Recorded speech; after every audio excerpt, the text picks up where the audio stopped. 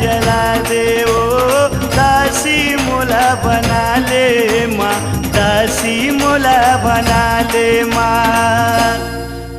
मोर कौन कर बेड़ा पार, माता दरस बयाए तोर दुआर, माता कौन कर बेड़ा पार, दाई दरस बयाए तोर दुआर।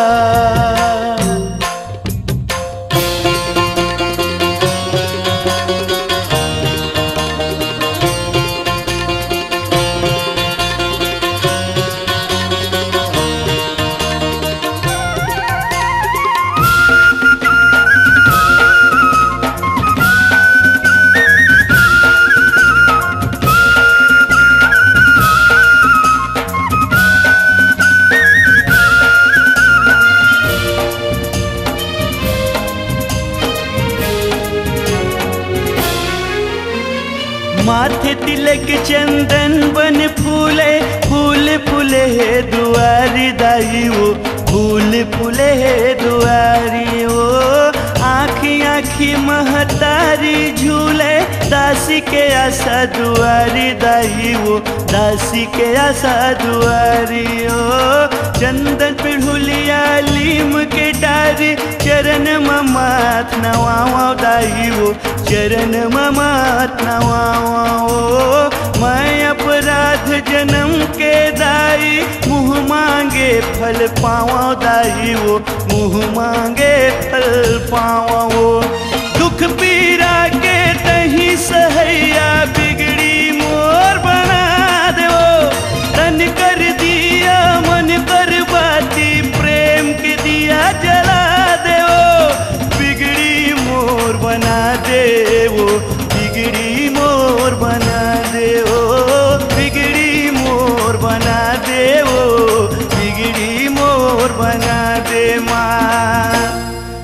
मोर कौन कर बेड़ा पार, माता तरस बयाए तोर दुआर, भवानी कौन कर बेड़ा पार, माता नील कमल के दुआर।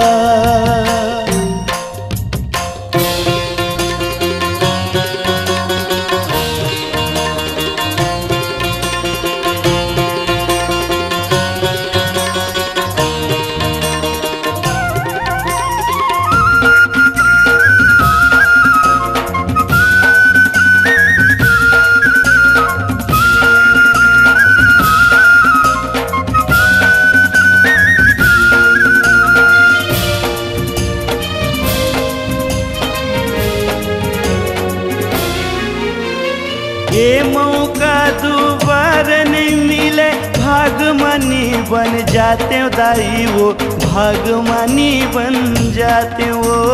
सुमर सुमर के तोला मनाते, मुँह मांगे फल पाते हो दाई वो, मुँह मांगे फल पाते हो।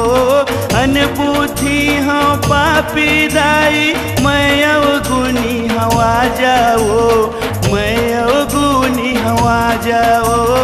दे दे दरस मोर आँखी रोवत है, दम दम बाजे बाजाओ, दम दम बाजे बाजाओ। अत्याचार के नाश करैया, बिगड़ी मोर बना ले वो, नील कमल के दही देखैया, सुन ले बिनती माया बे वो। बिगड़ी मोर बना बे वो, बिगड़ी मोर बना दे हो, बिगड़ी मोर बना दे माँ, बिगड़ी मोर बना दे माँ। मोर कौन कर बेड़ा पार,